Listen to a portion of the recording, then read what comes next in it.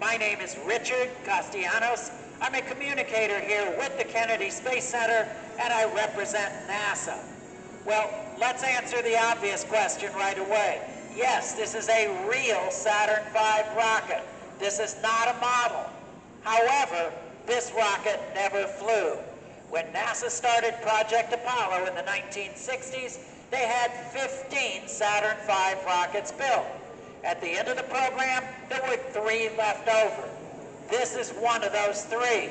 Well, where are the other 2? One is located in Huntsville, Alabama. One is located in Houston, Texas. For many decades, this was the most powerful rocket that had ever launched. It stood 363 feet tall, and when it was fully fueled, it weighed over 6 million pounds. Now, to get this kind of weight off the ground, you have to have a very powerful rocket engine. For the first stage, we used the F1 engine, F1, still the most powerful liquid-fueled rocket engine ever built. Each engine generated 1.5 million pounds of thrust. That is about the same as 32 million horsepower. Now, multiply that times 5 engines, you have 7.5 million pounds of thrust, or about 160 million horsepower. Now, fun fact about the outer 4 of these engines, they could gimbal. Gimbal's just a fancy word meaning they could move. They had to be able to do that because as this rocket was going up, if it would even slightly start to waver, the onboard computers would send a signal to one or more of those engines and they would slightly adjust their position. That's what kept the rocket on course. The other thing you need to get this kind of weight off the ground, you better have some pretty powerful rocket fuel. For the first stage, we used a combination of liquid oxygen and refined kerosene. It's called RP1, refined kerosene. 534,000 gallons. Now, if you had that much gasoline for your car, you could drive around the entire planet about 600 times. And you're all ready for that trip, right? Well, this rocket burned through all 534,000 gallons of first stage fuel in 2.5 minutes. And at the end of that time, we're about 40 miles up, and we are traveling at about 5,000 miles an hour. Now, before we move to our next location, I want to point out the display that you see over here. This is a real command and service module. These actually belong at the other end of the rocket. The command module is the silver tapered part you see on the left. Kind of looks like an oversized Hershey's Kiss. That's where the astronauts were. The big cylinder behind that, also notice the big rocket engine back here, I'll be referring to that later. This is called the service module. And this is what provides all the life support, the power, the water, and the air that were needed by the astronauts up in the command module. Now, at the other end of the rocket, we have mock-up versions of the command and service module, and I'll point those out. But when I do, I want you to picture these, because these are the real ones. All right, so we're about 40 miles up. We're traveling at about 5,000 miles an hour. Are you ready to find out what happens next? Yeah. All right, here we go. That's one hell of a speeding ticket. Oh, yeah. Find a police car that can catch us. Yeah, right. The first stage of the Saturn V rocket was built by the Boeing Corporation. It was built just outside of New Orleans, Louisiana, and it was shipped here on a big barge.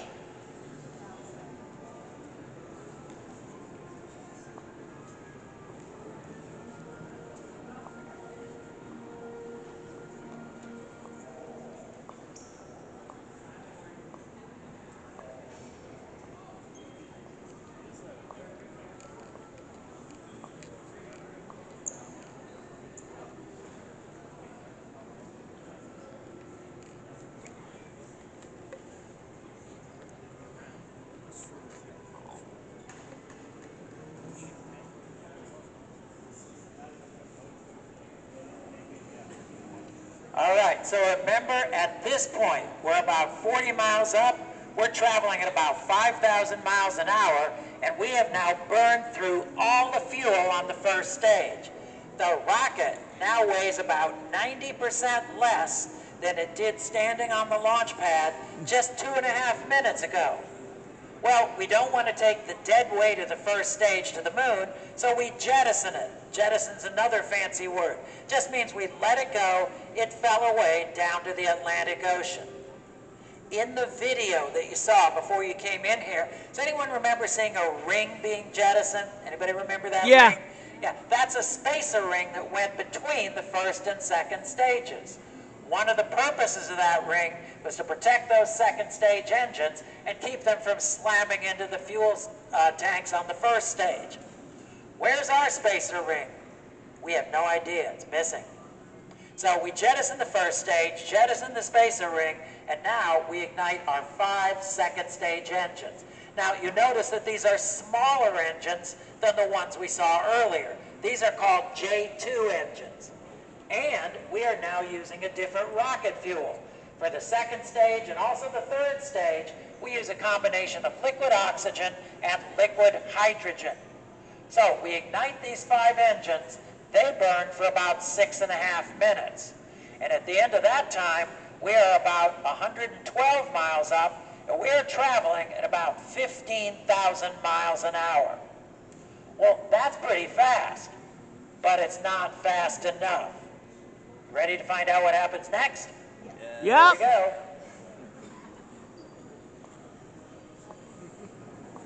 The second stage of the rocket was built by the North American Aviation Corporation. It was built in Seal Beach, California, just south of Long Beach, and it was shipped here on a boat through the Panama Canal. In Panama.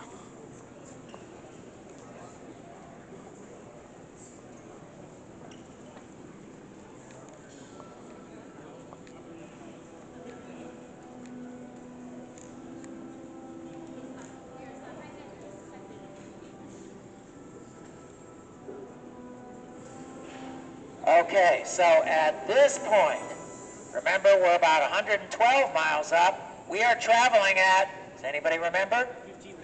15,000 miles per hour. Very good. And we have now burned through all the fuel on the second stage. It gets jettisoned. Again, falls down to the ocean. We have another missing spacer ring that goes here, but this one is tapered, because otherwise you couldn't fit the second and third stages together. They're different diameters, but you can fit them together if you use a tapered spacer ring. Well, it gets jettisoned. And now we ignite our single third stage engine. We're actually going to fire up this engine twice. The first time we fire it up, we increase our speed to about 17,500 miles an hour.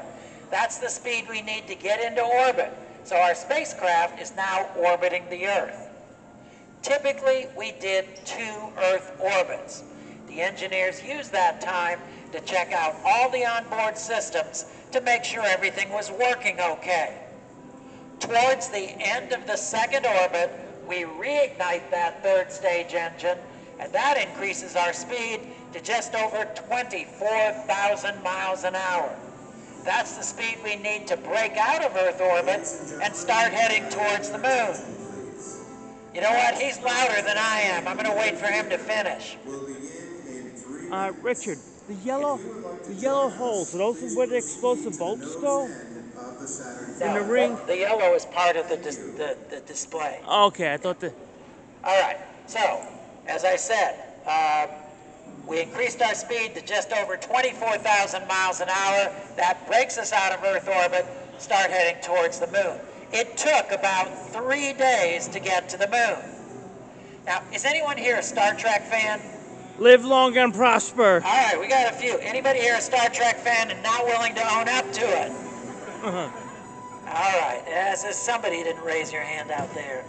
Well, Damn it, Jim. If you ever happen to watch an episode of Star Trek, you may remember that they talk about warp speed. I think you know that is fiction. The fastest that man has actually ever traveled? Just over 24,000 miles an hour. Now before we move to our next location, I want to point out the glass case you see over here.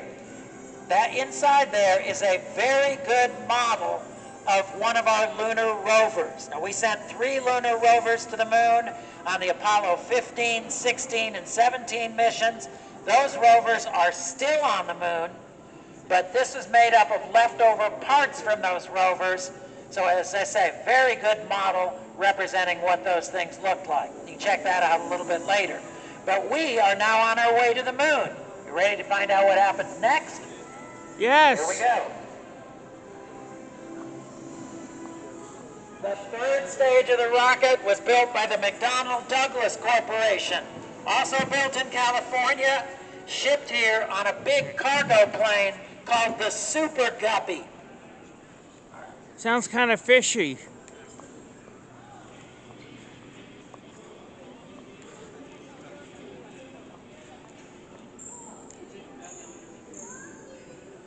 Okay, if I can get some of you to come on over here, we have a lot of room over here to spread out. Yeah, let's keep coming over this way. Here we go. All right, that'll work well. All right. So, we are now on our way to the moon. Now, we still have our 3rd stage attached, but I want to focus on this white tapered stage that you see right here. This is called the Spacecraft Lunar Module Adapter, or SLA, S-L-A.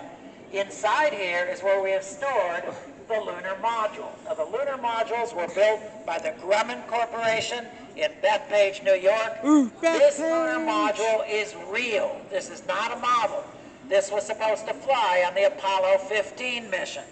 The reason it didn't fly is that after they built this, they then decided to take a lunar rover up on that mission. This lunar module was not built to accommodate a lunar rover. They had to build a whole new lunar module for Apollo 15. This one was left over, and we ended up with it. So as you look at this vehicle, notice that it's got 2 distinct sections to it. The bottom part that looks like it's covered in gold foil, that is the descent stage. It has a big rocket engine at the bottom, and that's what allowed the lunar module to land on the moon. The gray and black part at the top, that's where the astronauts were. Oh, by the way, no chairs in there. They had to stand while they were in there.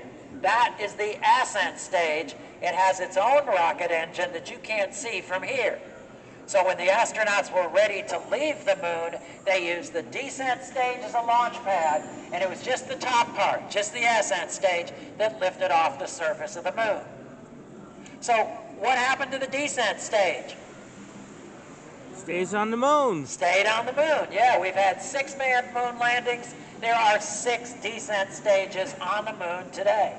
So at this point in the mission, that lunar module is inside this SLA stage, lying on its side with the ascent stage pointed forward. So, shortly after we finish that second burn on the 3rd stage engine, and we are now on our way to the moon, the outside panels of this SLA stage opened up. So imagine how the petals of a flower open. That's how these panels opened up, they fell away, and that exposes the lunar module. Once that happened, our command and service modules. All right, let me show you the mock-ups of the command and service module. So this is the mock-up of our command module, not including this long piece way up in the front. Escape this tower. Is the launch escape system. At this point in the mission, that is gone. It's already jettisoned itself and gotten out of the way. So, mock-up of the command module. This is the mock-up of the service module.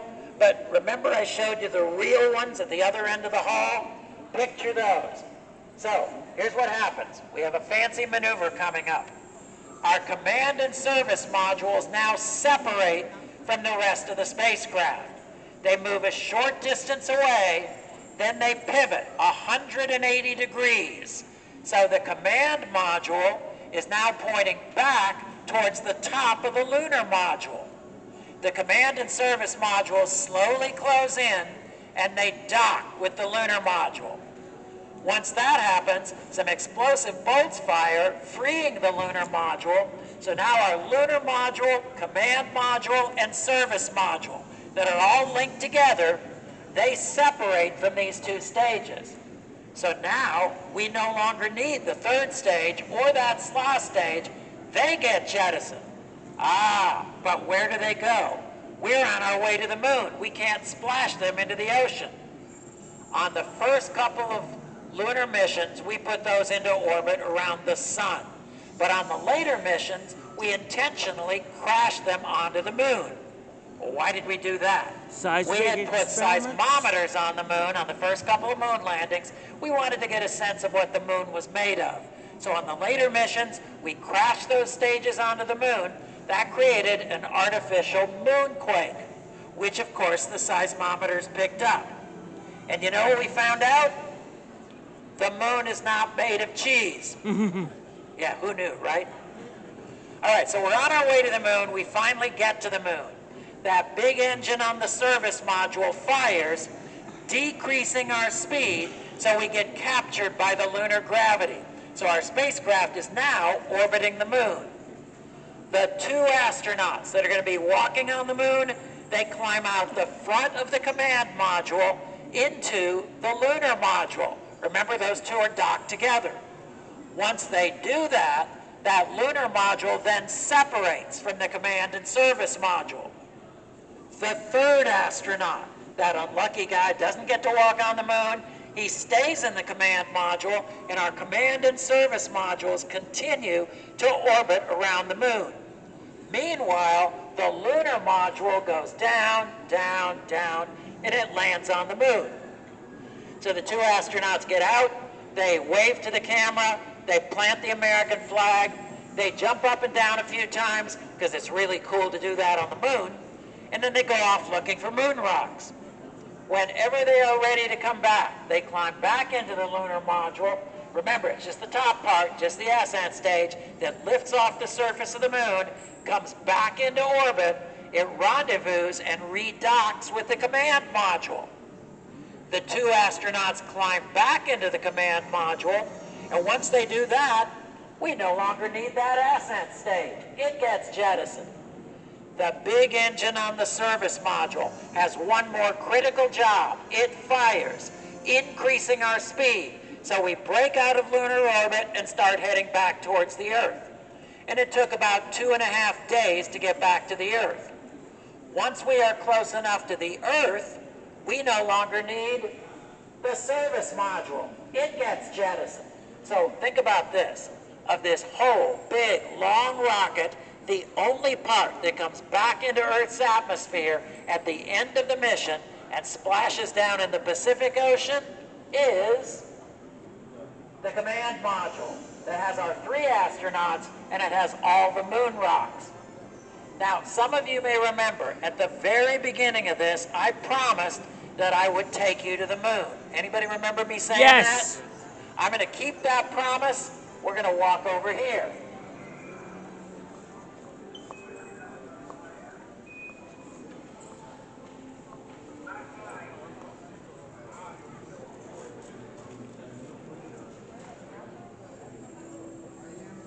Inside this little display that is against the wall is a real moon rock.